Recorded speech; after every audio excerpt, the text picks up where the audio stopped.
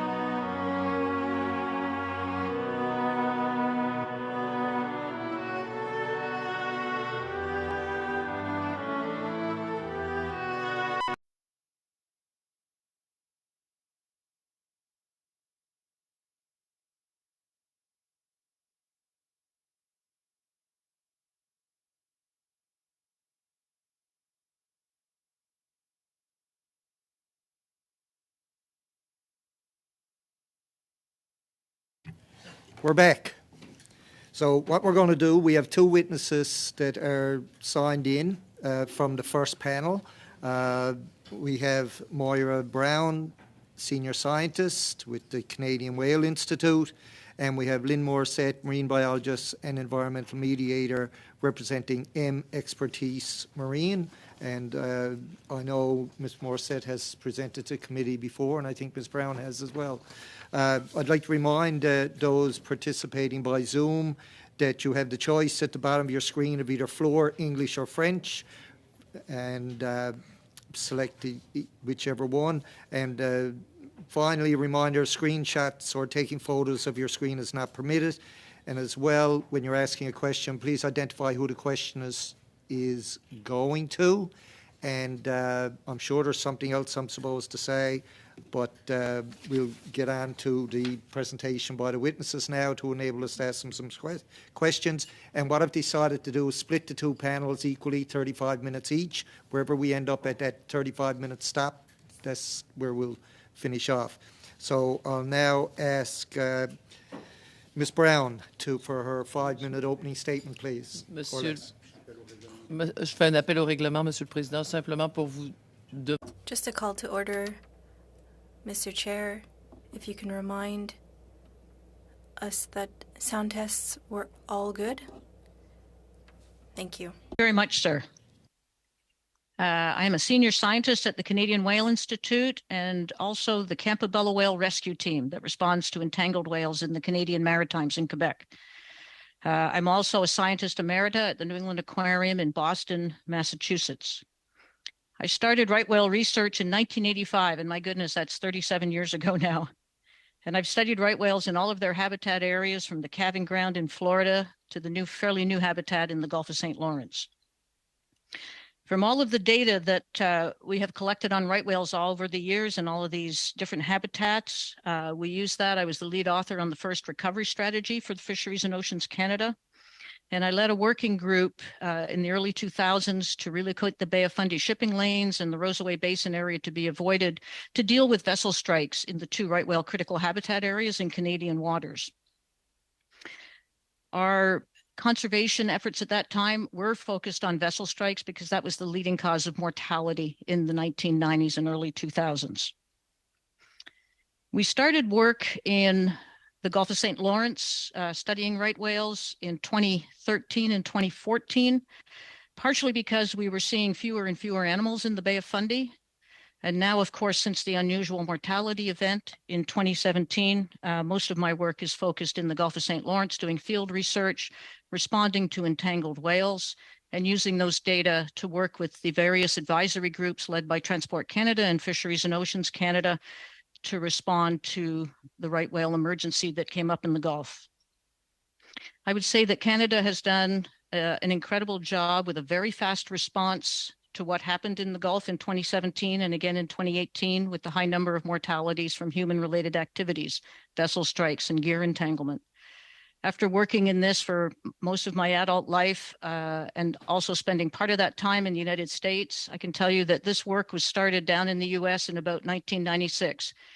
And in the 5 ensuing years since 2017, we have not only met similar protection measures for right whales in Canadian waters, but we've actually exceeded what's being done by our partners to the States, to the south.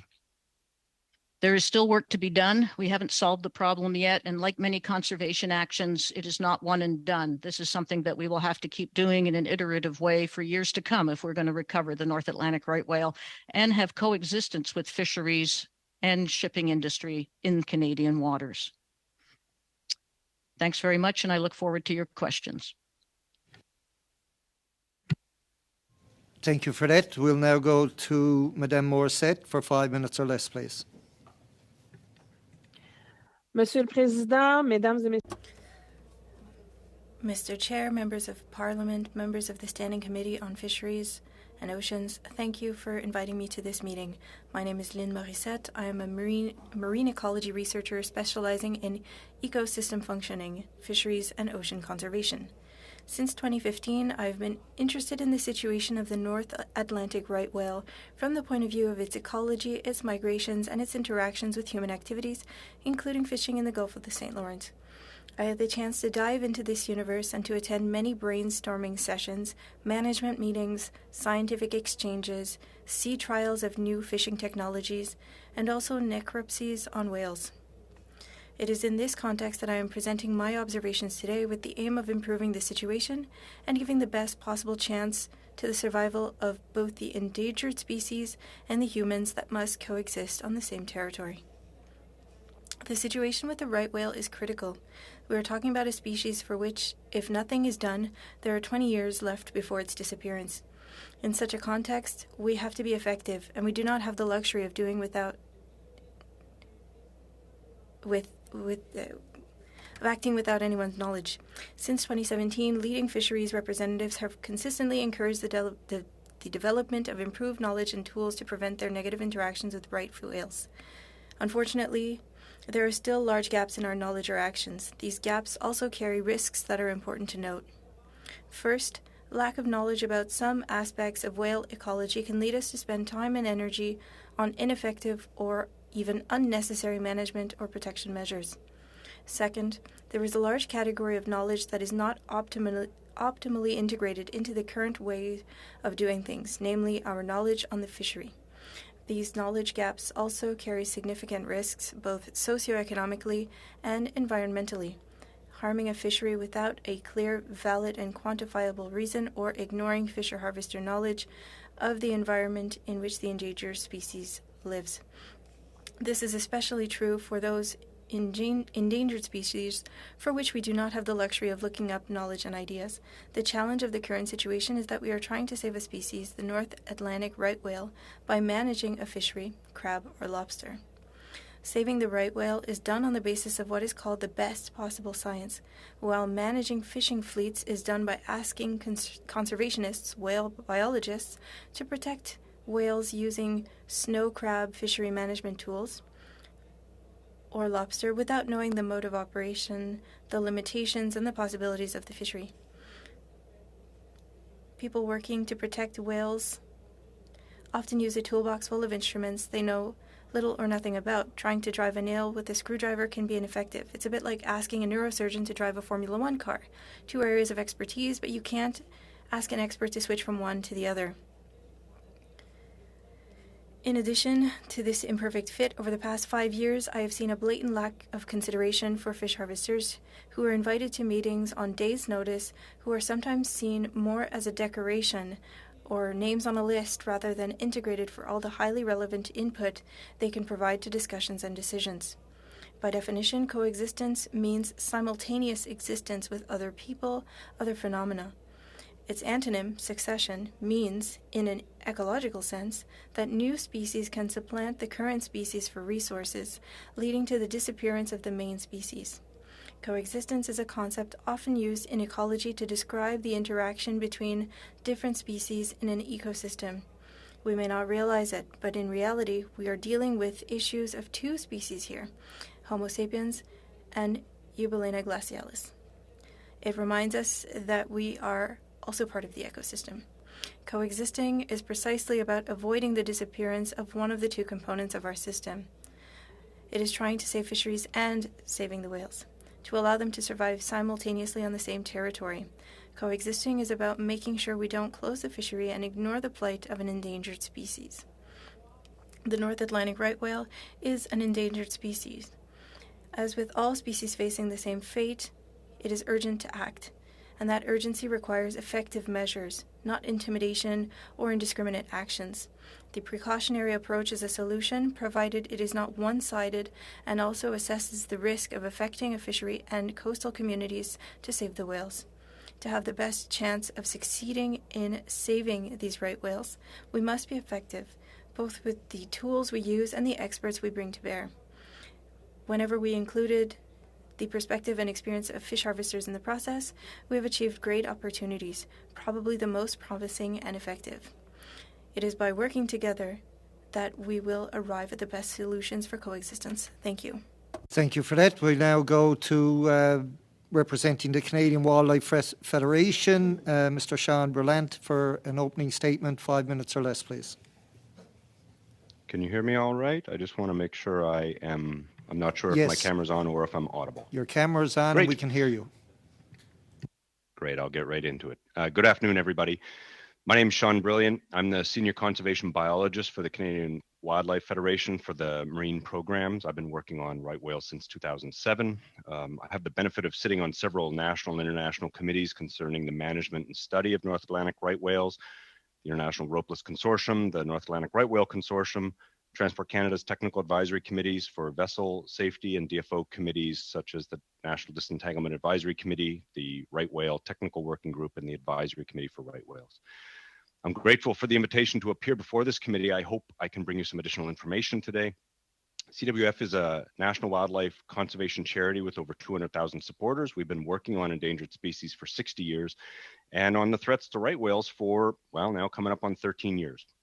I'm also really pleased to be in the third set of witnesses speaking with you because I won't need to spend too much time giving you information, and I recognize you all have a good understanding of the dire and urgent situation that's being faced by one of the most endangered large whales on the planet, and by our fishing industry, particularly with respect to its access to the US market. So I'm gonna get right to it. I have 3 recommendations for your consideration. First, we need to reduce the risk to right whales by at least 90% to ensure it survives. If nothing changes, it will go extinct within our lifetimes. We will all be around when the last one dies. As you've already heard, my team and I did an investigation to determine how much risk has been reduced between snow crab fishing gear and right whales due to the static and dynamic closures that have been in place since 2018. This was approximately 60 to 65%. Commendable. We need to get to 90% for all fisheries. This is not a time to tap the brakes or cut corners. The job is not done. You've also heard that there's probably fewer than 350 individuals remaining in this population. Research published just last week shows that at the beginning of 2018, there were only 72 reproductive females, and this was 4 years ago. As we all know, females are the most important part of a population for a variety of reasons, but most especially because they're the only ones that can create new individuals. So we talk about an endangered population with only 350 animals, but in reality, the situation isn't even that rosy. Number 2, we have to continue to study and monitor this species and other whales. Looking for whales isn't easy. The only way we can detect whales is by seeing them, which is hard because they live underwater, or by hearing them, which is hard because they don't always make noise. And let me repeat that last point. They don't always make noise, which means when you hear a right whale, you know there's a right whale around. But when you don't hear a right whale, that doesn't mean there isn't one around. This is why closed fishing grids can't be reopened using acoustic detection, for example. We also need better knowledge about the harm we cause them. More than 85% of the individuals of this population have scars, indicating that they've been entangled at least once in their lifetime, and some as many as 7 times. And every year, a quarter of the population has new scars. A quarter of this population runs into ropes every year. Our ability to determine the origin of this entangling rope is very poor because by the time we can investigate an entanglement, the gear is unidentifiable more often than not. Any fishery that's leaving rope in the water is part of the threat to entangle these animals and other animals. It is the rope that's the problem here. And third, solving this problem is going to require leadership and change from the fishing industry, from Canadians, from our governments. We want to make sure we continue to benefit from using the ocean, but we have to do it in a way that doesn't destroy other species. We can't continue to fish the way that we've been fishing for the last 400 years. This change is difficult, and it must be done collaboratively and guided by the best available science. For the last 4 years, CWF has collaborated with fishermen to study ropeless or on-demand fishing gear. Contrary to what you may have heard, this technology is not science fiction. It's not a science fair project, and it's not a threat to the industry. It works. And this is based on more than 600 trials of 7 different ropeless systems we've been working with. And we tested this with 14 different fishermen throughout the maritime provinces, snow crab and lobster. This past summer, with support from DFO's now sunsetting Whale Safe Gear Adoption Fund, we set up a gear lending program. We call it CanFish. It's a fisherman assistance program similar to a community tool library. And we did this just in time. In early May, right whales showed up on the fishing grounds of snow crab fishermen out of Tignish PEI. And these grounds were closed to fishing and remain closed for the rest of the season. The fishermen contacted us in a bit of an understandable panic, and we were able to help them out. We provided 54 units of on-demand gear to 10 different fish harvesters. We taught them how to rig it. We taught them how to use it. We taught them how to fish with it on their vessels. They fished for between 4 to 6 weeks in closed zones using on-demand or ropeless gear. They did more than 150 hauls and landed more than 370,000 pounds of snow crab. This also eliminated 500 buoy lines from the area, making the entire Gulf that much safer for right whales. I'm very pleased by this. It was a real accomplishment that helped fish harvesters and it helped whales. I'm confident this is the way of the future. Thanks for your attention. I look forward to your questions and discussion. Thank you for that. We'll now go to our round of questions, and I think for this portion we'll only have one round. For our first questioner, we'll go to Mr. Small for 6 minutes or less, please. Thank you, Mr. Chair. My first question is to Mr. Brilliant. Mr. Brilliant, seems like we've got a one-size-fits-all policy for Atlantic Canada, and I'm just looking at a map here now on Whale Insight and looking at the sightings in the Newfoundland and Labrador side of it. And why I'm going to a one-size-fits-all question here is that there haven't been very many sightings. And I look at the dates, and every single date of a whale sighting, and I only have 5 here since 2016 around the island portion, all outside the crab and lobster season. The one that might be, there's a sighting there, 17th of June, I believe it was, in 3PS, but that's outside of their lobster season even. That's the end of their lobster season. The ones on the Avalon Peninsula, and 2 and 3L, 2 and 3K, none in Labrador whatsoever, all in September or late November, well outside the lobster and snow crab seasons. So why would these harvesters be subject to any of the requirements for what right whale protection when there's zero chance of them being there? You're well inside your 90% chance or your 90% protection because there's zero risk. So what do you have to say on that? Well, many of the fish harvesters that we work with have a saying, and I like this saying. They say you don't have a whale in your area until you have a whale in your area. One of the things we've seen in recent years with these whales is their habitat's shifting and they're moving to different areas. So yes, if there's a very low chance of whales being in an area, then that's excellent. We still need to be attentive to the tools that are available to fish harvesters to reduce the risk of entanglement. But we have to be attentive to the fact that because there's never been a whale there yet doesn't mean there never will be a whale. And we need to make sure everybody is prepared and improving the sustainability of their fisheries. So that's part of the answer. And I'm looking at these sightings, these observations, these whale observations. Definite visual, opportunistic. How verifiable are some of these sightings, in fact? There's quite a lot of confidence to those types of sightings. Everyone's very attentive to the fact that there can be misidentifications. Often there are photographs that need to be seen by experts who can identify right whales or parts of right whales. So we're quite certain that those are correct. The opportunistic sightings refer to sightings of right whales that occur when there aren't dedicated surveys looking for right whales. So someone happens to see one, gets a good picture, it gets verified by somebody, and it gets included in the mapping program. Clarifying that for me, I appreciate it. Now, some of the fisheries in the deeper waters off the Labrador coast and all around the east coast of Newfoundland and Labrador, in quite deep water.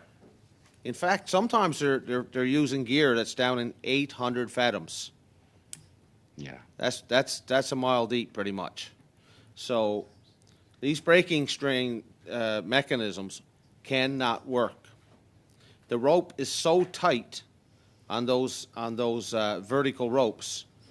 There's so much strain that they're basically like a steel pole. I've been out there. I've seen it myself. You can hardly get that buoy aboard sometimes. So there's extremely low risk of a whale tangling up in something that's as taut as that. And I can't see how those release, I don't know what you call them. I forget the terminology now, but they blow up on the bottom. On-demand systems? Yeah. So yeah. There's an extreme risk of having ghost gear in those types of waters.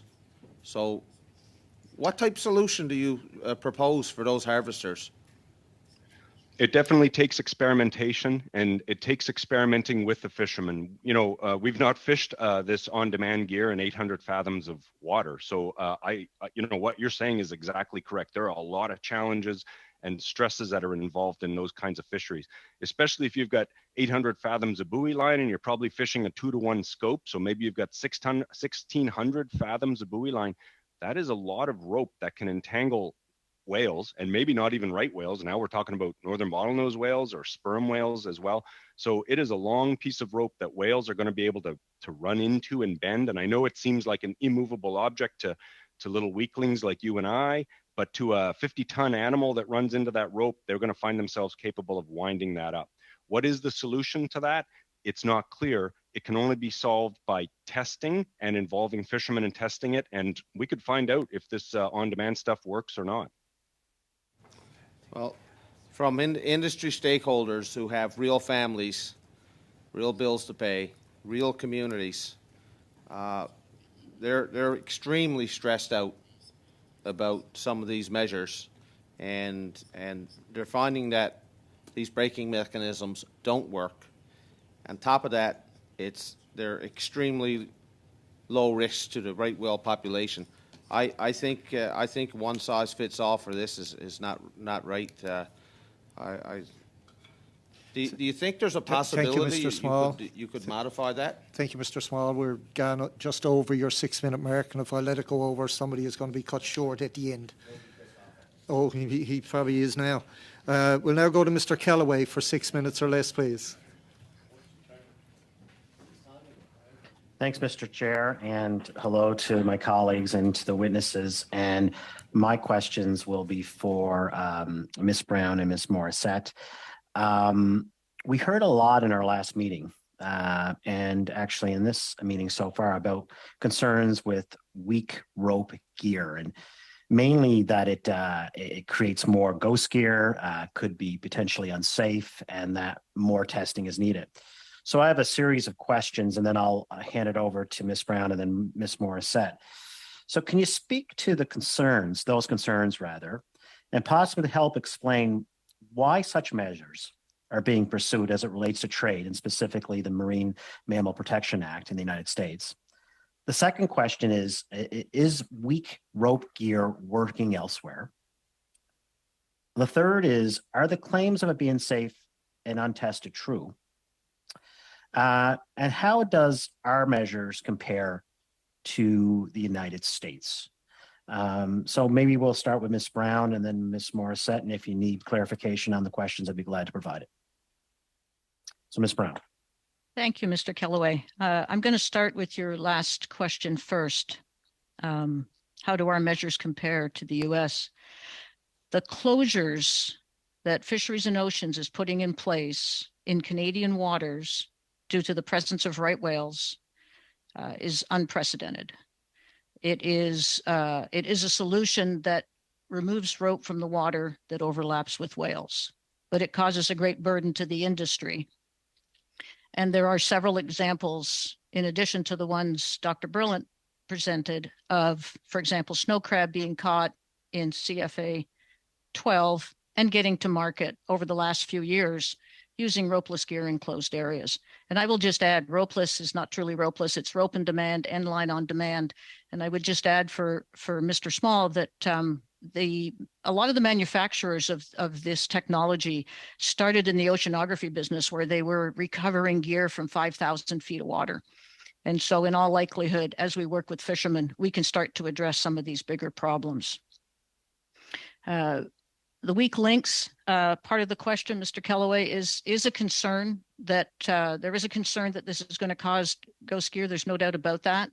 The work is being done in Canada. There's also work being done in Massachusetts waters with lobstermen in that area that have come up with a couple of different kinds of weak links that are being tested, and they are finding that they can do it. The key in all of these measures, there is no single silver bullet to solve this problem, and there's no single gear type, whether it be rope on demand or weak links, that are going to solve all the problems for all of the fish. Like, one size does not fit all in this issue.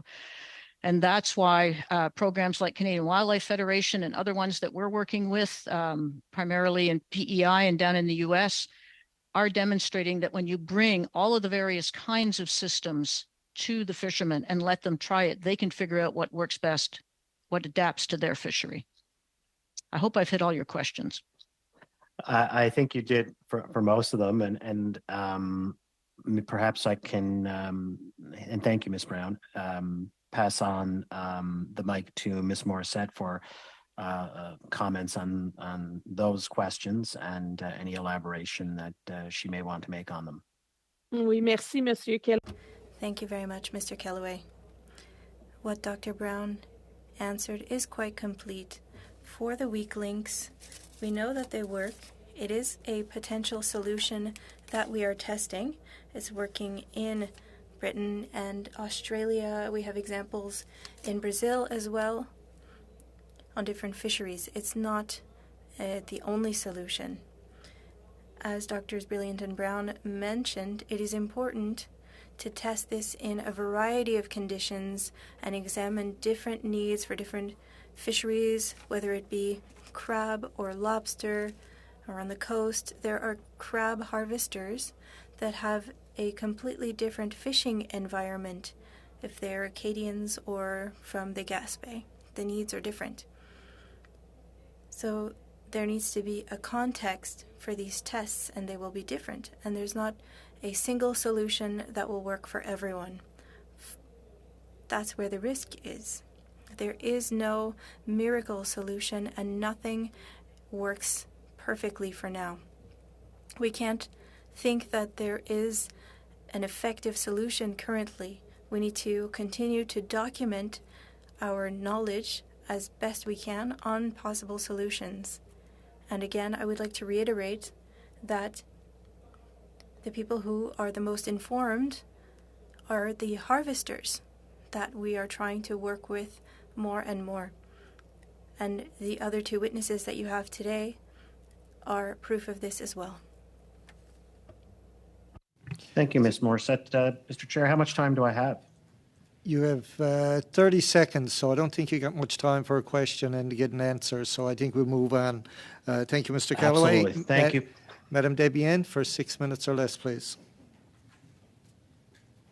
Merci. Thank you, Mr. Chair. Thank you to our witnesses for being with us today. It's always very interesting to hear from you. Ms. Morissette, I will direct my questions to you. You stated something very interesting earlier. You talked about coexistence of the two realities. And not the non-consideration, but perhaps not taking into account the knowledge of harvesters.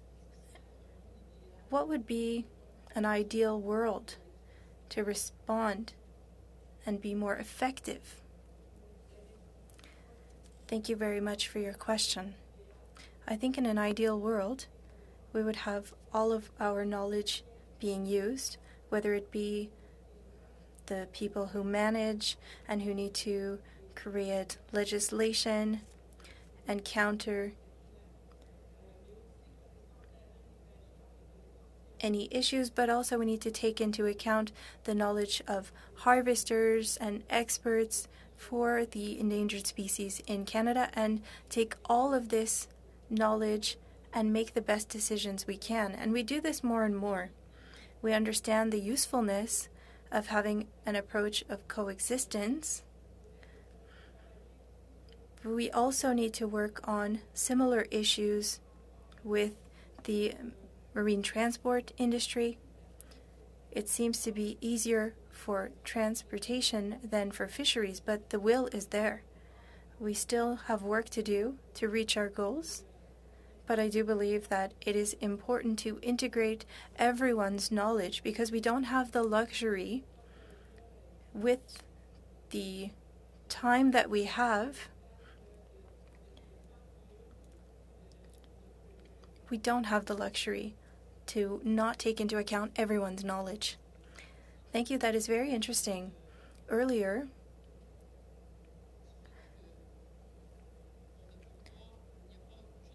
you talked about the fact that there is no one-size-fits-all solution.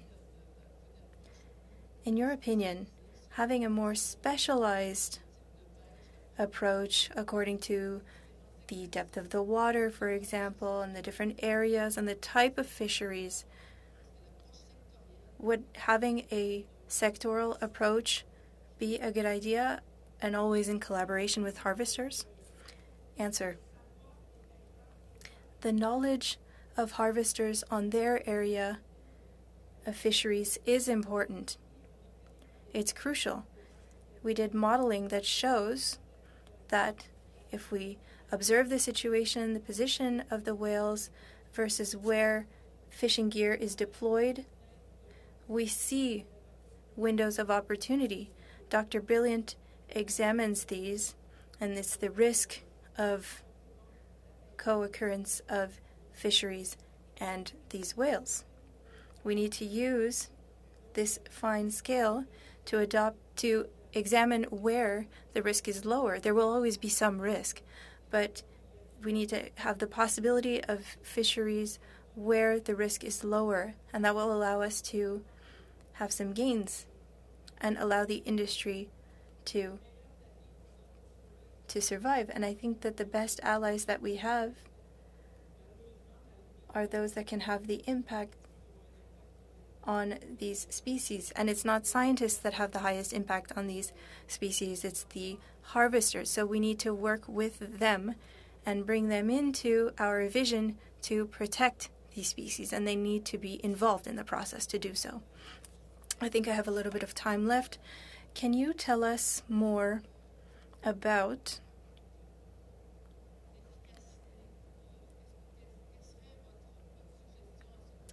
your suggestion to this committee and to the Department of Fisheries and Oceans to improve the efficiency and to improve our ability to act more quickly? Should be divided by sector and to have the scientists and their harvesters in different sectors according to their expertise? What would be the most efficient? Answer. I think that having advisory committees, meetings, we have all of that.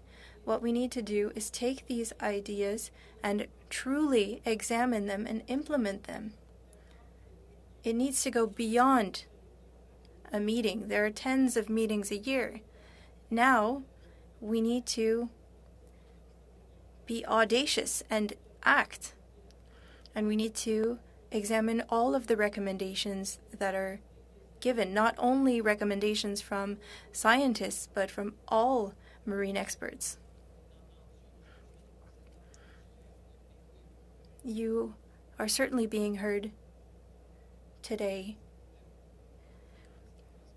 And how could we help you to make sure that the Department of Fisheries and Oceans hears you? Are there any recommendations or special directives that we should give to the department as a committee? Answer. You need to work together, or they need to work together rather, and use everyone's knowledge. And we'll now go to Ms. Barron for 6 minutes or less. Thank you, Chair, and thank you to the witnesses for being here today. My first questions are for Dr. Brilliant. And I know you had talked about the success that you were seeing in the Well Safe Gear Adoption Fund. And I'm wondering if you could clarify what did the participation rate look like throughout that time, and what was the response from the fishers who participated?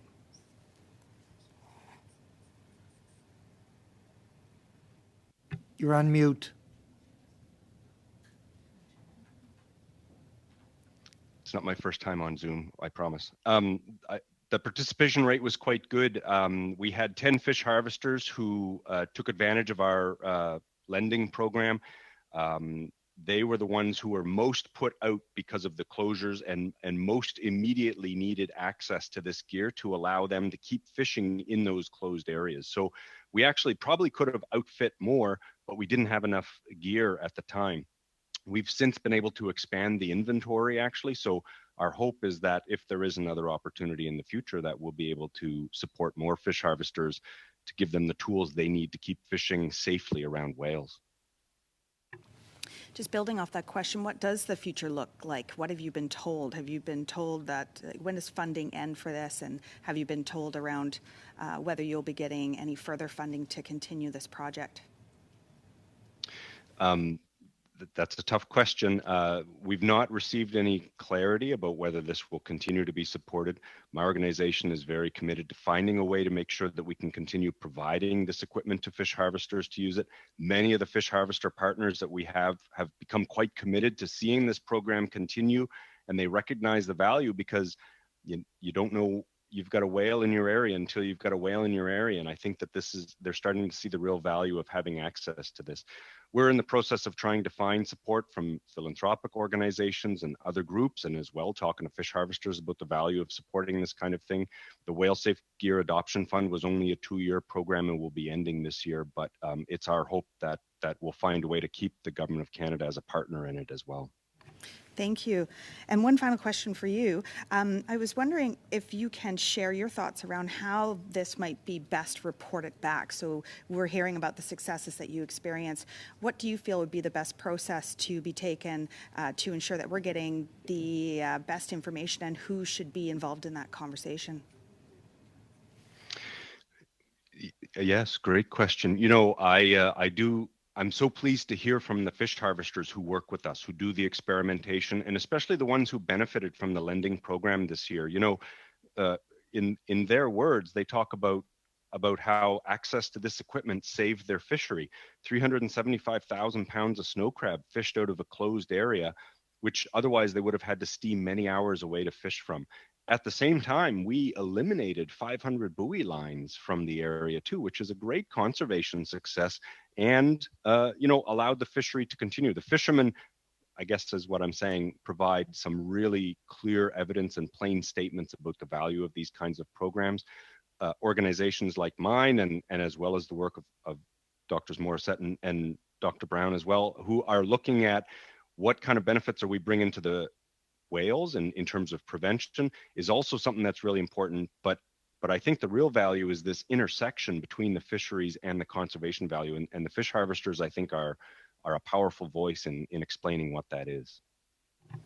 Thank you, Dr. Brilliant, for your work to try to take part in making our fisheries more sustainable, and of course for helping to protect the North Atlantic right whale. My next question is for Dr. Brown. Dr. Brown, you had mentioned about your work in the U.S., and I'm wondering if you can clarify what you saw for the death rates and perhaps some of the causes that you saw in the U.S. around the North Atlantic right whale. There really is no difference between the Canada and the U.S. in what causes serious injury and mortality in North Atlantic right whales. It's entanglement and rope, and it's vessel strikes. There are a number of programs where we are both in Canada and the U.S. addressing by using different methods, such as rope on demand or weak links. We have success stories on both sides of the border in small experimental fisheries. For example, a fishery that's been closed for 10 years in Florida and North and South Carolina has recently been reopened after 10 years of those fishermen not being able to fish sea bass, simply by switching over to rope on demand gear and getting experimental fishing permits to do so. I think we're at a stage where we have a lot of examples we were drinking from a fire hose in 2017 and 2018 and 2019 when we were responding to all of these carcasses and all of this habitat shift as the animals moved into the Gulf of St. Lawrence. I think we're in a position now to start narrowly tailoring responses. Somebody mentioned a sectoral approach as we learn more and more about the right whales, and potentially as they learn about the Gulf of St. Lawrence, because this is probably a new habitat for them as well. We can start putting this into practice en masse, not an experiment here and an experiment there. Let's get the gear in the hands of the fishermen. Let's triage this and get various kinds of ropeless gear or rope on demand gear in the hands of fishermen. Let them try it in the closed areas next season. Thank you, Ms. Weak links Barron. were always sorry. Thank you. Thank you, Ms. Barron. We'll now go to Mr. Perkins for 5 minutes or less, please.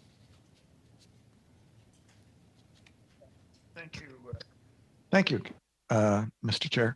If I could follow up on Ms. Barron's question with regard to the U.S. Ms. Brown, you said you had studied, I guess, this since 1985.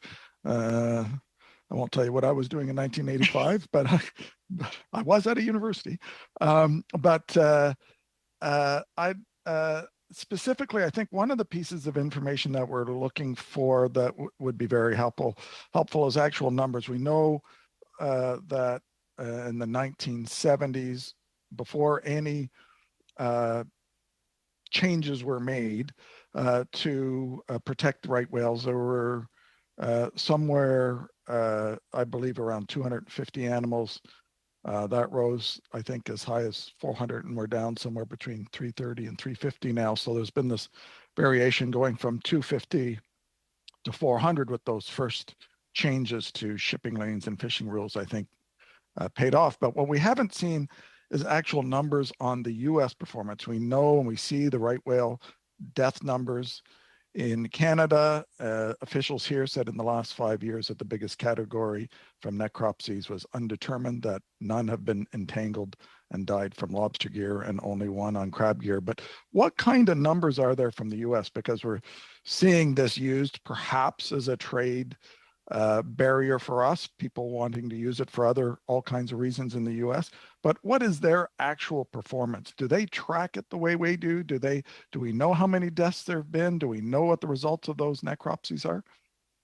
Yes, we do. And a lot of that is published in scientific papers. In the US, since 1996, they've had the Atlantic Large Whale Take Reduction Team that has been focused on trying to reduce the risks of gear entanglement for right whales in U.S. waters. And they've done broad sweeping measures such as sinking ground line from Florida to the Hague line, measures like that. And there are some closures. There's a variety of measures. Right whales are at risk from entanglement wherever there is rope in the water. And with the habitat shift, really sort of out of the Gulf of Maine in the springtime and more up into the Gulf of St. Lawrence, there is still risk in the Gulf of Maine, but the animals are feeding up in the Gulf of St. Lawrence. There seems to be lower densities in the Gulf of Maine, including the critical habitat areas in Canadian waters, Bay of Fundy and Rosaway Basin. And so we have more of a problem in Canada now than we did before, because when the right whales were in the two critical habitat areas in Fundy and Rosaway, that was not during the fishing seasons. Right. The lobster season doesn't start until various times in November. In the Gulf of St. Lawrence, it overlaps with crab fisheries and lobster fisheries. So there's lots of overlap with right whales and various kinds of fisheries in the U.S. Some have been closed. There have been mortalities. There have been entanglements. All of those numbers exist. I don't have them on the very top of my head, but they could certainly be provided to the committee pretty easily. I think it's really important for the committee to realize that Canada has done more in 5 years to reduce risk than the States has in 25 years. We have a lot of support from industry to try and solve this problem. They want to solve the problem. I never met a fisherman who wanted to entangle a whale ever. It's a big pain in the neck for them in a lot of ways. So I think we need to embrace that. We use a lot of measures in Canada that are not used in the States, such as closures. They may or may not recognize that as equivalent, but the bottom line is that when an area is closed or there are no ropes in the water because the fishermen in the closed areas are fishing without rope, that's a much safer situation for whales. And I think we're there in Canada. We just need to do that in a bigger way, in a bigger area with more fishermen.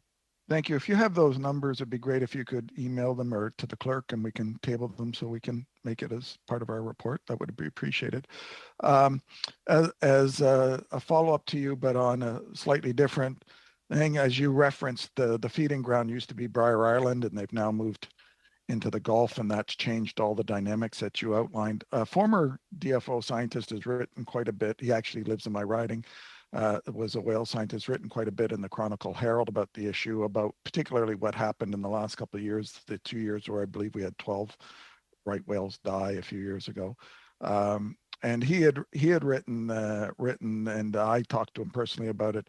And he said part of their new route was actually following food, as they do, but actually up into the Labrador Strait. And he believed that a number of them were actually dying because they were following them up when there was ice there and they weren't able to surface. And then their carcasses would drift down into the Gulf of St. Lawrence once the ice let them go, and they may or may not get hit by a ship. And that he has done, he claimed to have done more necropsies than anybody on them, and he could tell that a lot of them have been dead for a long time. And that may be one of the reasons why. Thank you, Mr. Perkins. You're going well over your 5 minutes. We'll now go to Mr. Morrissey for 5 minutes or less, please.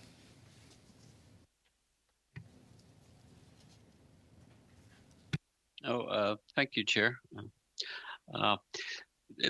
First question would be to Ms. Brown. Ms. Brown, are you familiar with the recent review that an organization called Seafood Watch in the U.S. did of the Canadian fishery? And based on the testimony you're giving here today, would you say they were completely out to lunch or off the mark?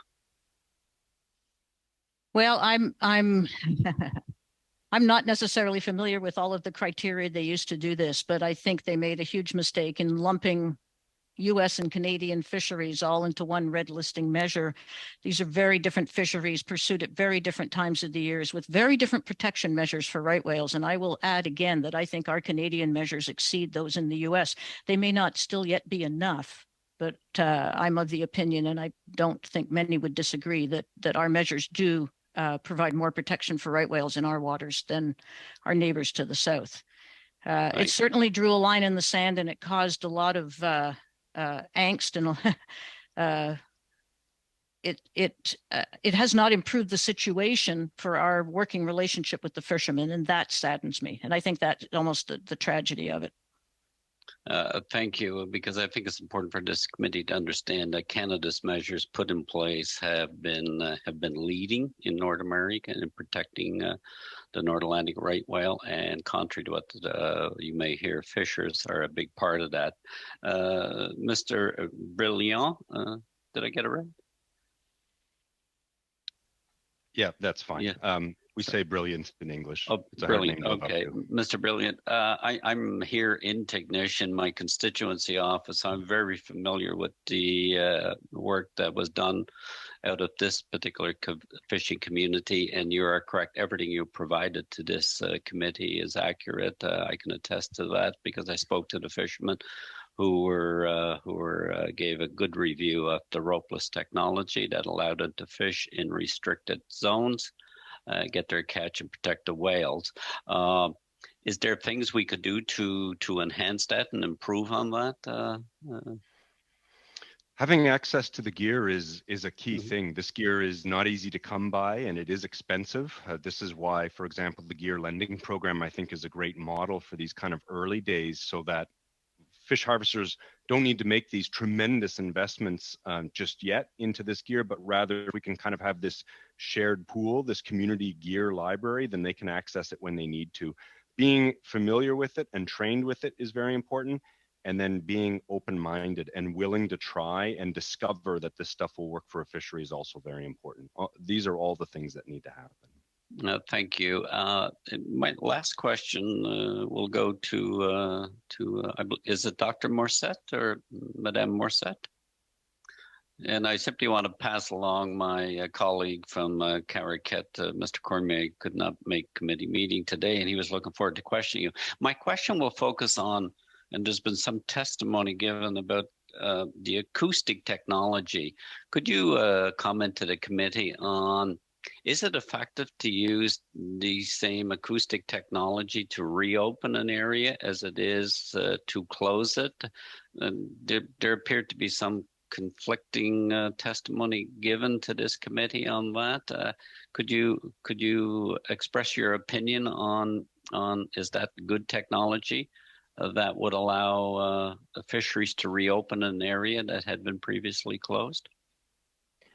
Well, if I'm not sure what's the protocol for using acoustic data to close or reopen a fishing area, but for sure we need to do the same thing for both actions, closing it and reopening it. And I think at the moment, acoustic detection works for detecting the presence of whales, but it's not used as a trigger to reopen an area when it's closed. And that discrepancy might be problematic, yes. And that's actually where I'd want you to comment, from your background as a marine researcher on migration, how whales migrate. Do you feel that it would be reliable as a method of allowing an area to open? Well, the Do you best see way any to reason for not using it? No, I don't see any reason for not using it. And the best way to use it is by triangulation to make sure we have the exact location of the whales for reopening or closing an area. And another thing is that it's important to include, I think it would be important to include the behavior of whales. When they are transiting to their feeding ground, they don't stay in an area and they can close an area after another one, and that becomes problematic. So that should be included in the way we survey these whales, if they are feeding and aggregating somewhere, or if they are just transiting through an area. And that happens on north of Magdalen Island. We are closing areas there that are not that risky because they are just transiting through it. I think my time is up, Chair. Yes, a little bit over. Thanks, Mr. Morrissey. I want to say thank you to Madame Morissette, Ms. Brown, and Mr. Brillant for your testimony here today for committee and sharing your knowledge with the committee as we do this particular study. I'll allow you to sign off now while we transition into the second portion of our presentation here this afternoon. So again, thank you. Thank you. Thank you very much. Thank you, everyone. Okay. We'll suspend for a minute or two.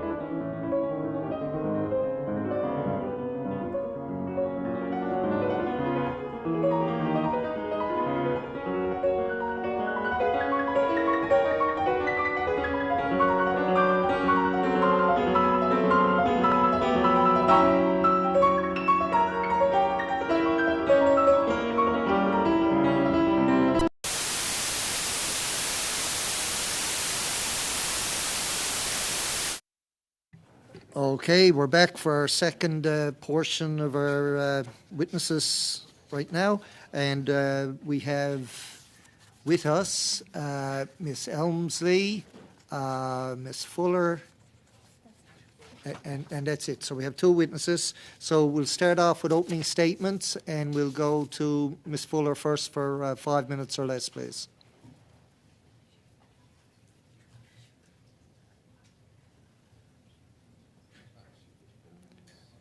Ms. Fuller, you're on mute.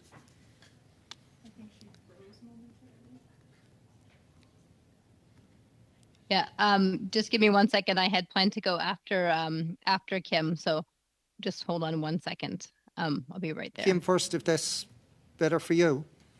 It would be slightly better for me only Okay. because my children are coming home from school right this second. Okay, I'm all happy right. to go. We'll allow Kimberly to go first when you're ready. Thank you. Thank you for the invitation to appear before you today. My name's Kim Elmsley. I'm the campaign director for Oceana Canada. Oceana Canada was established as an independent charity in 2015 and is part of the largest international advocacy group dedicated solely to ocean conservation. Our vision is to return Canada's formerly vibrant oceans to health and abundance and reap the social, cultural, and economic opportunities that follow. Simply put, we want to see more fish in the water and more fishing. I'm here to address concerns about critically endangered North Atlantic right whales, which are facing an imminent extinction, with only about 330 animals left in the population, of which only about 80, I think we heard earlier, 72 are breeding females. Researchers have found that right whales are no longer dying from natural causes, but from human-created ones. The top two threats being entanglements in fishing gear and ship strikes. Approximately 85% of right whales have scars on their body from encounters with fishing gear. Now, there's many reasons to protect right whales. You know, it's an endangered species, so it's the right thing to do. Polling from 2021 has found that 90% of Canadians want them protected. It's required under the Species at Risk Act, and protecting right whales also protects access for Canadian fisheries to lucrative US markets. So I'm here to present you with 3 different recommendations that Oceana is making. One, we'd like to see a transition to a management approach that is permanent, predictable, transparent, and adaptable until such a time that right whales are no longer endangered. We want the government to continue to work with stakeholders to identify ways to strengthen and improve protection measures. And we want permanent funding for all aspects of the right whale program. That's science and research, monitoring and surveillance, ropeless gear, disentanglement efforts, necropsies, and more. So as everyone's heard, after decades of being found in the Bay of Fundy, right whales are now occurring in the Gulf of St. Lawrence in large numbers.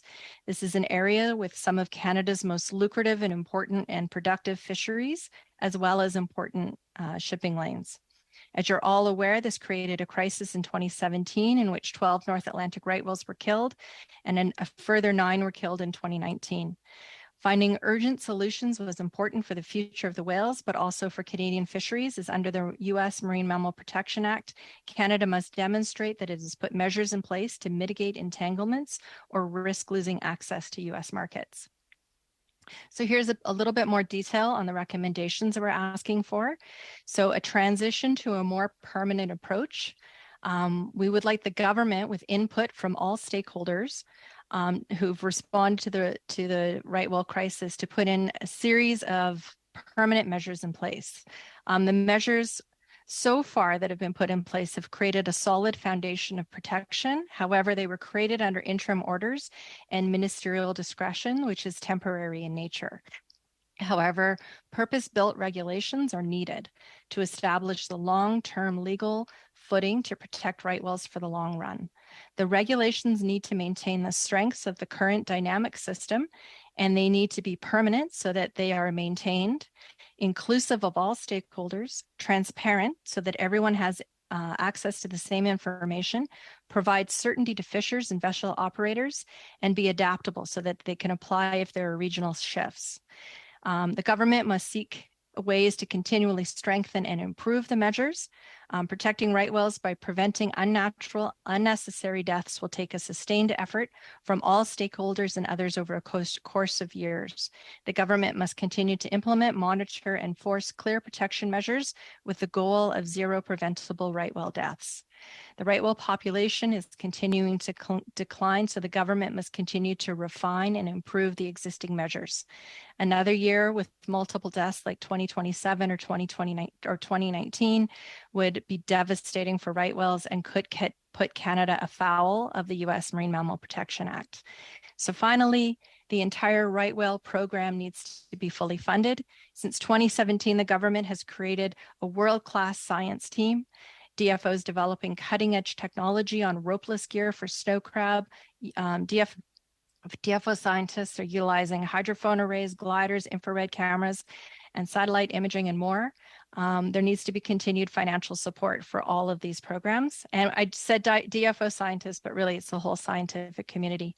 So finally, at Oceana Canada, we believe that these recommendations will help protect right whales and secure access to U.S. markets for Canadian fisheries, which in the long term will support the viability of fisheries in Atlantic Canada.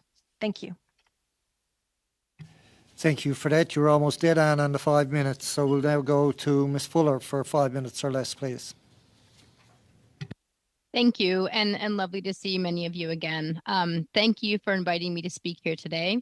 I work for Oceans North, a Canadian conservation organization focused on ensuring healthy oceans and healthy communities in Canada's Arctic and Atlantic, and with a new organization recently founded in Greenland.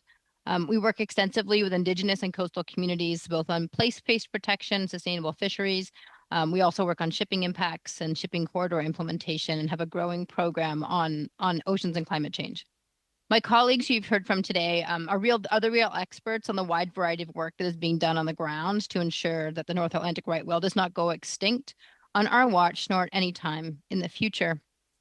Because Oceans North works on place-based protection, fisheries, and shipping, and as I mentioned on climate change, the crisis with the North Atlantic right whale population touches all of these issues. It's very hard for us to work on one thing and not take into consideration the measures that are in place with right whales. We know the fishermen are increasingly facing changes in their fisheries, from where they can fish to how they can fish and sometimes what can be fished. And no business likes constant change. However, I would say that the fishing industry is likely one of the more resilient and more used to change, whether imposed by government management or by the weather.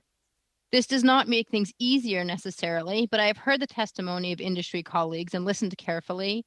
And I know that not one of them or the fishermen that they represent wants to be implicated in the death of a North Atlantic right whale or any whale.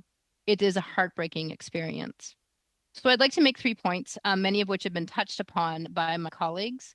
The first one is on economics. I think while many species in Atlantic Canada have yet to recover from being overfished, those populations that remain healthy or at least in reasonable shape have resulted in the fishery being more valuable than ever before. We will always have a market for sustainably caught seafood that originates from comparatively clean waters. Ensuring that these fisheries have as little impact on the North Atlantic right whale, and all whales for that matter, will ensure that they will continue to be seen as sustainable and fished by the people who care for the ocean upon which they depend. I think we can do much more to showcase the work being done by our fishers, and that they should be proud of the changes they have made and, where possible, use this to market advantage. My second point is to reiterate that we cannot in any way reduce protection measures. The incredible effort by government, fishers, non-government organizations, Indigenous fishers must continue. We are in unprecedented times in terms of a changing ocean. The Gulf of St. Lawrence, where most of the North Atlantic right whale have been found for the past several years, is warming faster than any other part of Canada's ocean.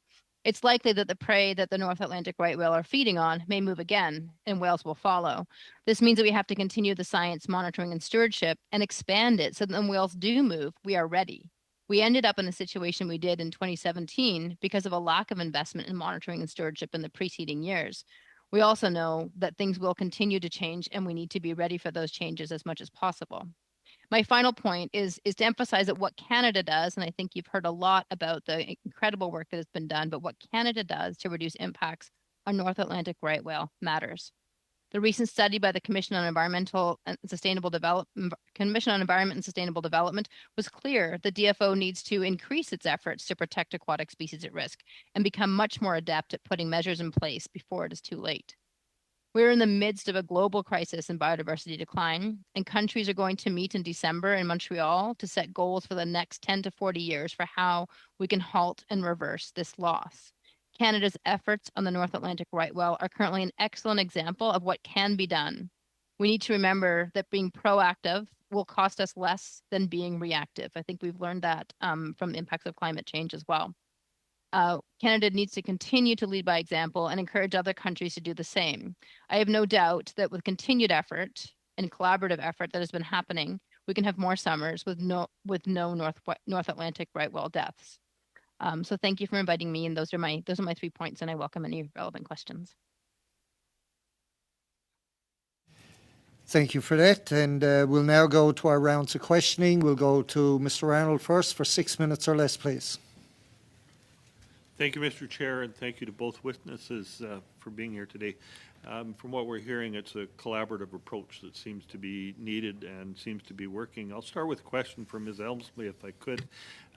When you look at the Canada versus the U.S. approaches, what do you feel are the strengths in the way that Canada has taken action to protect right whales over what the U.S. has done?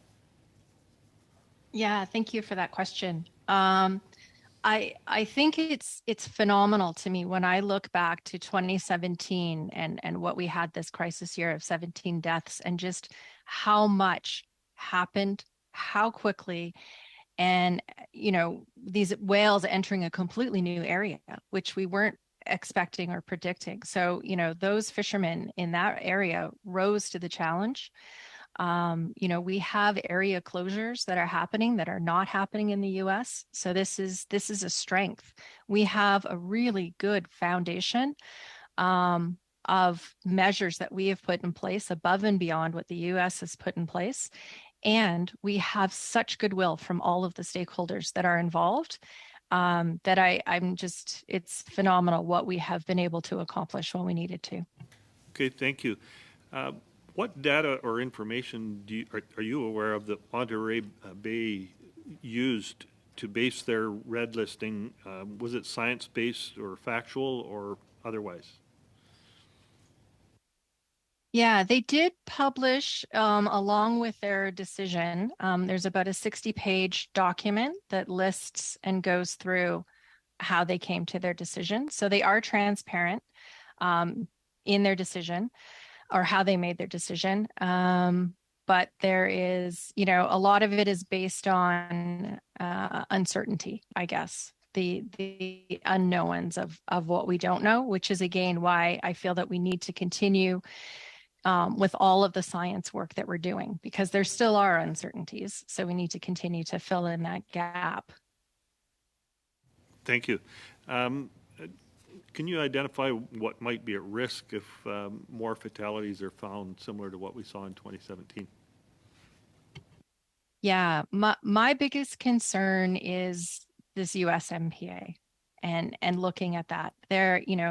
These are such important fisheries, our 2 most important fisheries in the East Coast. We've had such a collapse of finfish, a lack of rebuilding plans for fish that are in the critical stocks in the East Coast. We have started to see a decline in snow crab. So, we want to arrest that. But this would be absolutely devastating for the East Coast if we were to lose U.S. market access to the U.S. markets. So to me, I see protecting right whales as a win-win for the species itself, but also for fishermen in Atlantic Canada. We need to maintain that access. So we need to do the right thing for the whales, but we need to maintain that access. Okay, thank you. And it seems to be that the best way of protecting those whales, or one way of protecting those whales, is to know where they are. And I want to reference a satellite tracking program that's been undertaken for wildlife in my province and in my area in the interior of BC, where they actually satellite transponders are attached to mule deer, and they're actually attached to those mule deer for as long as they'll stay on there.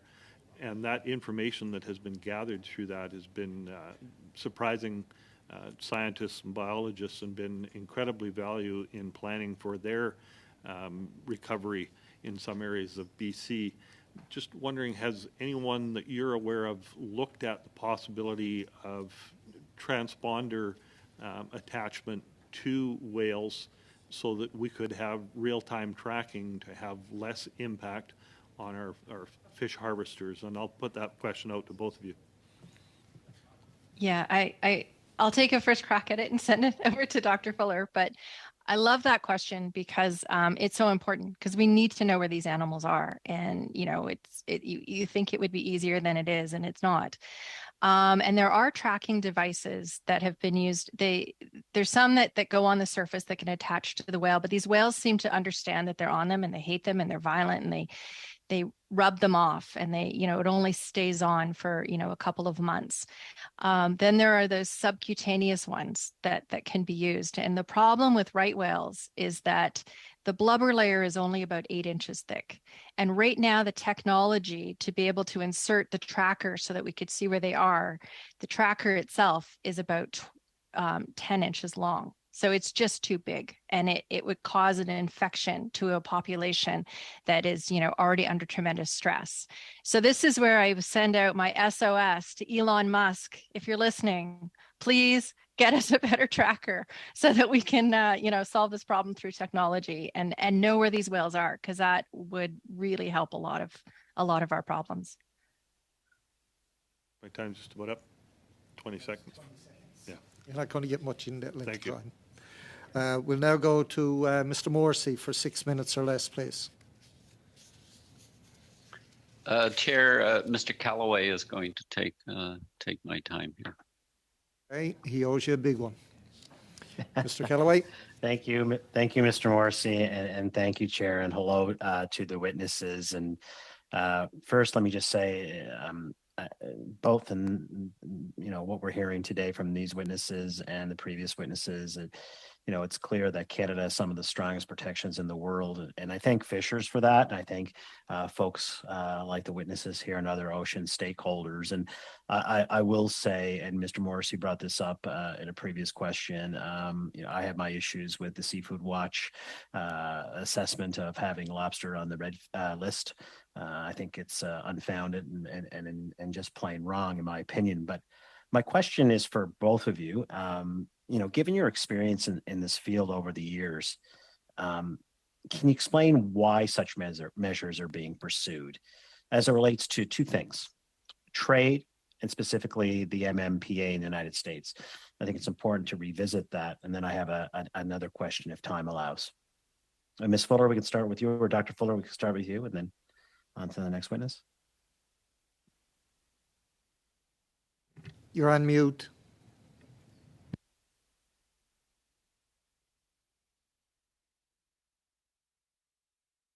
Sorry, there's two places for mute, the microphone and on the screen. So thank you for that question, Mr. Callaway.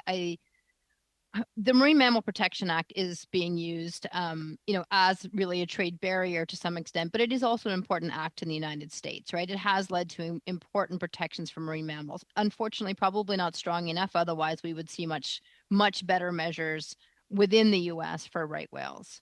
I think with regards to trade, one of the things that hasn't been mentioned is that the snow crab fishery has lost its marine stewardship certification in the Gulf of St. Lawrence.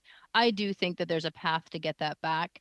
I don't actually think losing that certification has led to a huge loss of price or markets. But I do support, sustainable seafood certifications. I think they're useful for some markets, and they're useful for the industry to understand where improvements can be made and where they're already doing good work.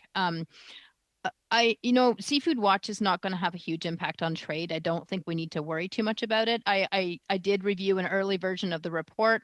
I made many comments. I think one thing, it is unfortunate they lumped the Canada and US together. The thing about the criteria is that if you interfere with a species at risk, you kind of automatically get into a red, right? Which is hard to come back from. I will say that I think the scoring could have been much better on forage fish. I think Canada's done a significant amount of difficult work over the past year in closing fisheries like mackerel and herring, which has not been easy, but that does make a big difference in terms of the scoring, and it should make a bigger difference really in terms of the scoring on these things because bait is implicated in some of those fisheries. So I would not, I just would take it with a grain of salt. My advice to industry when they called to say, have you seen this report? I was like, yes, I've seen it. You all knew it was coming out. My advice to industry was that in advance of those reports coming out, every week or 2 weeks, there should have been a press release on the good work the Canadian fishers are doing on whale mitigation measures. And I mentioned that in my comments. I think we can be much more proactive in our communication about what we are doing. And that needs to come not just from the government in terms of management measures, not just from NGOs, but from fishing associations themselves. And I think that is it was a miscommunication opportunity. And I really have been pushing them to start speaking more, particularly when next summer comes, about the work that's being done. And Sean Brillant mentioned a lot of his work on the ropeless gear and the uptake by fishermen. I mean, ropeless gear is a solution to closed areas. So yeah, I think that probably over answers your question. Not at all. Not at all, Dr. Fuller. I think that there's many common themes here, but one is the ability for NGOs and industry and government when we can, and there's many times where we can find common ground and we can find actually common messaging to tell people throughout the globe, in the United States, Canada, within our own region, in my own region, Atlantic Canada, of the work we're doing and the efforts that are being made. Not to say that more shouldn't be done, can't be done, but I appreciate that real fulsome answer. Ms. Helmsley, do you have any comments on that? And if I have time, I have one quick question. I would just add on the good work that's been done that hasn't come up yet. So Dr. Brown does whale disentanglement, and her team, almost all of the other people on her team are fishermen. And I believe Martin Noel was here earlier. He goes out, and him and Robert Haché, they disentangle whales. This is fishermen, real life saving whales in really dangerous conditions. And I think this is a story. It's unique to Canada. We need to tell it. Absolutely. Mr. Chair, how much time do I have?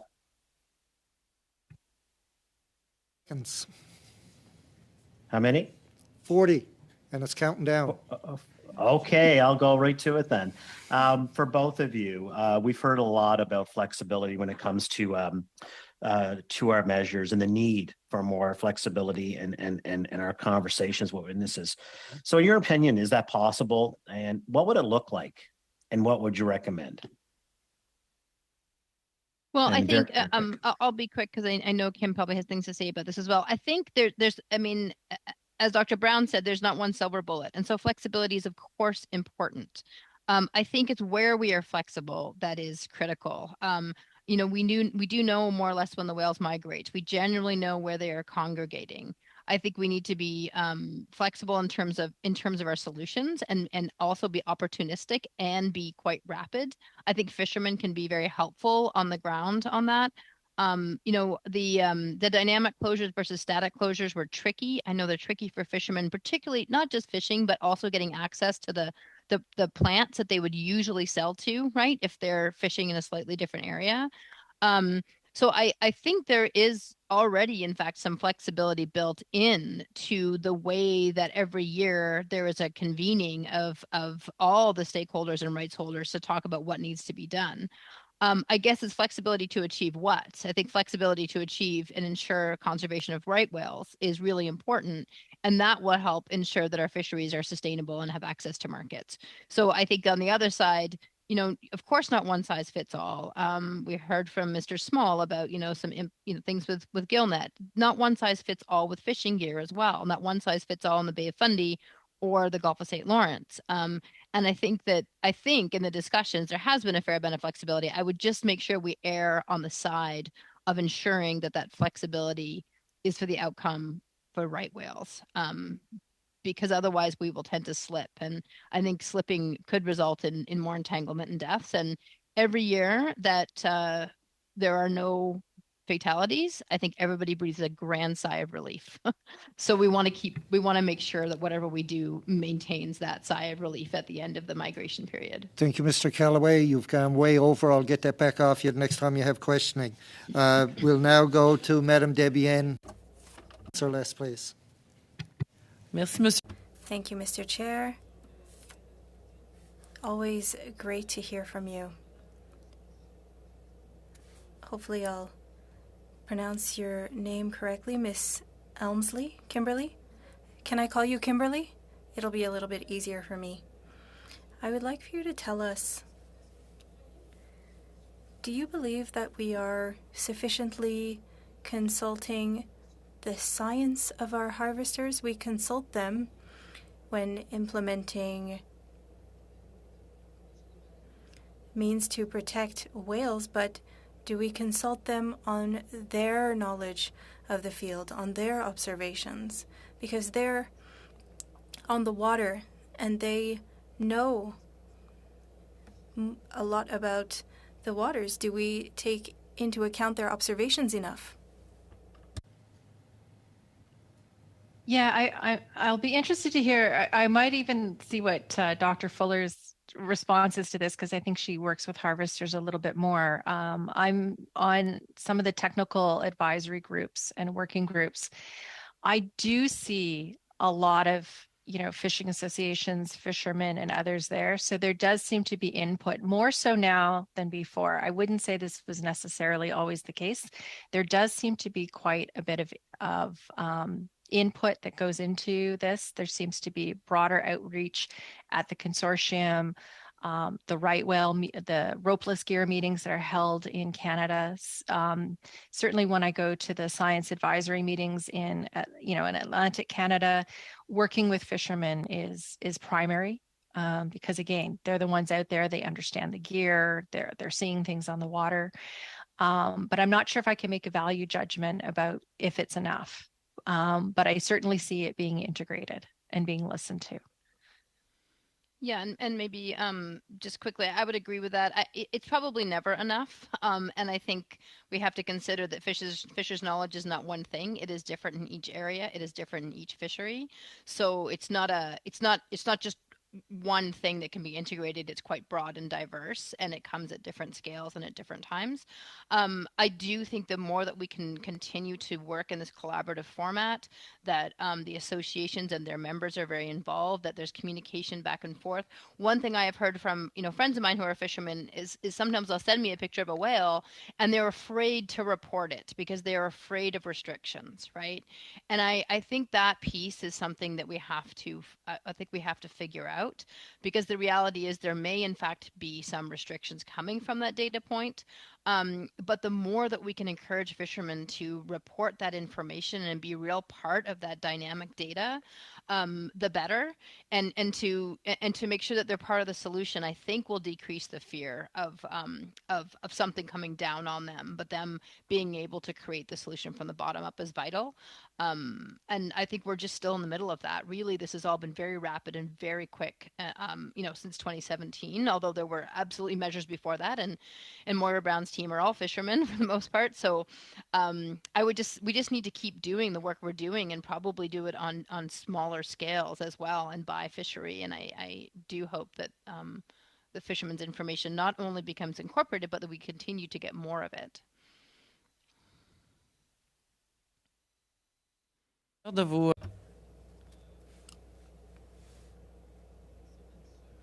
Thank you. For everyone who's listening, what would be the best solutions to limit the impact on our harvesters and to protect the right whales? What would allow us the most success with future measures or existing measures?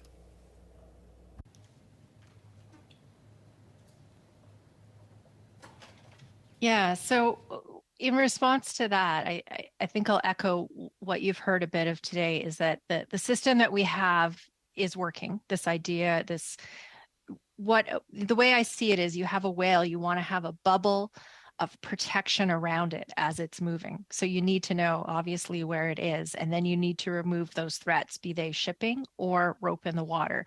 So the closures, I think, are good and are working, although there's refinements. So as we learn more, as we know more, the continual understanding and refinement of the measures that we have, and we have seen, some changes that have happened in closures, for instance, enclosures in less than 20 fathoms, we no longer have that, because we looked at, that's where we took the science of the whale and how the whales are using the environment. Well, we don't need to do closures in certain areas.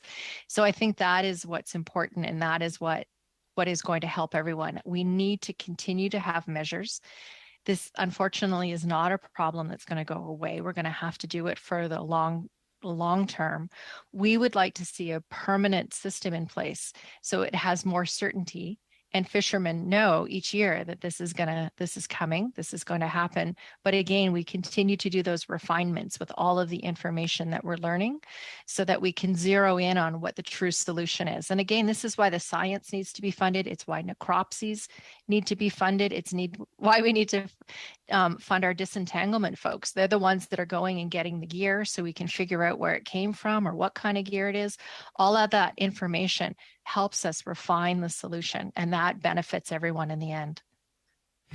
Thank you, Madam Debienne. That your time has gone a little bit over. We'll now go to Ms. Barron for 6 minutes or less, please. Thank you, Chair, and thank you to the witnesses. My first question is for Dr. Fuller. Dr. Fuller, based on some of the work that you've done in the past and also based on your introduction, I'm wondering if you have any perspective or thoughts that you can provide around the role of Indigenous knowledge keepers through this process in transferring, information around conservation methods, the gear being used, best practices. How does this play into this discussion? I haven't heard anything mentioned about that yet. I think with regards to the fisheries that are, have the potential to interact with right whales, many of those are commercial fisheries, whether or not they are fished by non-Indigenous or Indigenous. And so I think when you hear about fishers' knowledge, we are absolutely including those who are commercial, communally fishing crab and lobster and other species and other fisheries that are undertaken and owned by First Nations, but that knowledge on the water is not necessarily you can't pull it apart necessarily from non-Indigenous fishers.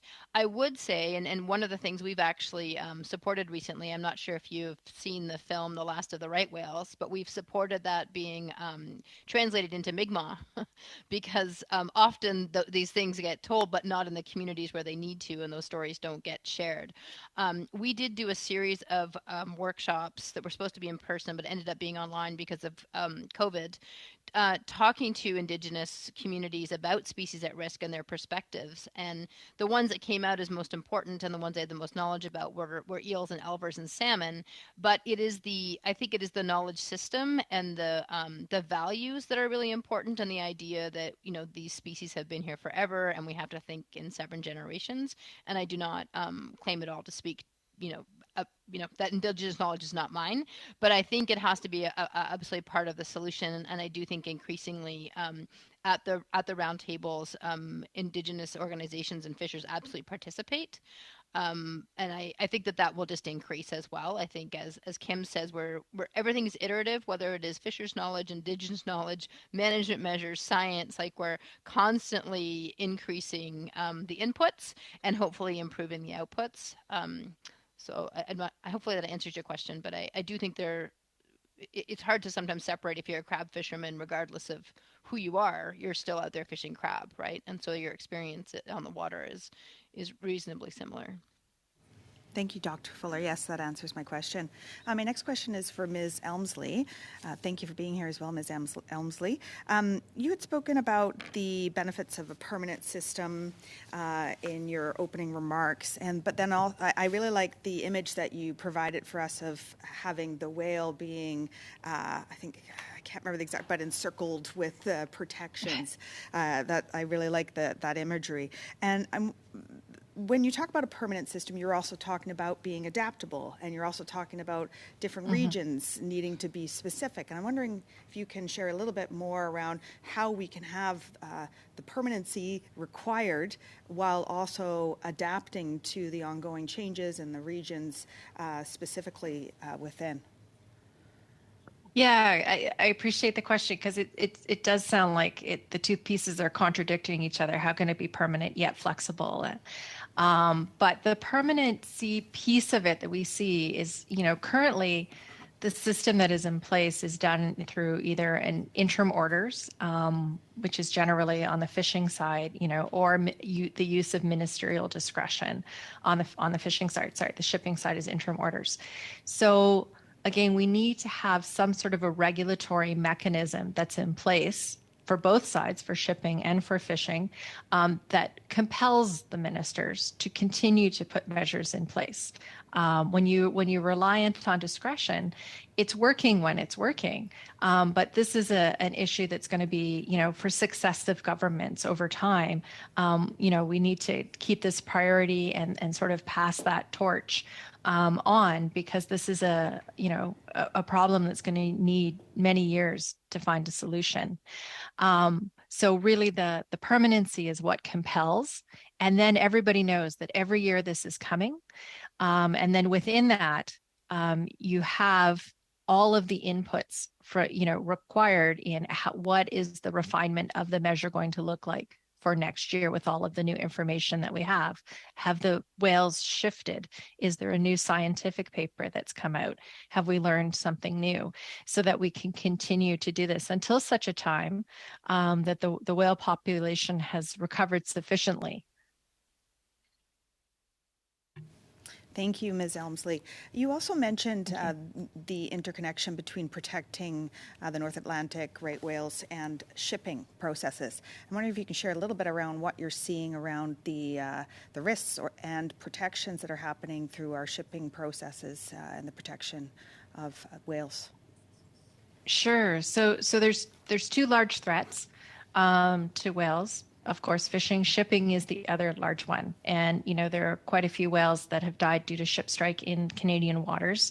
So there's a lot of work that's been done to understand, if we slow those vessels down to certain, to certain speeds, to about 10 knots or less, then it's more likely that the whale would survive a ship strike if that is happening. So in Canada, we do have shipping lanes, which is a really positive thing because it means all of your ships are in the same space. And we do have requirements when whales are found in those areas, for in the shipping lane, you must slow down to 10 knots. And then the rest of the Gulf is actually in 10 knots. And there's a little barrier put around where the largest congregation of whales is found. And you're supposed to avoid that area in a vessel or go at 8 knots.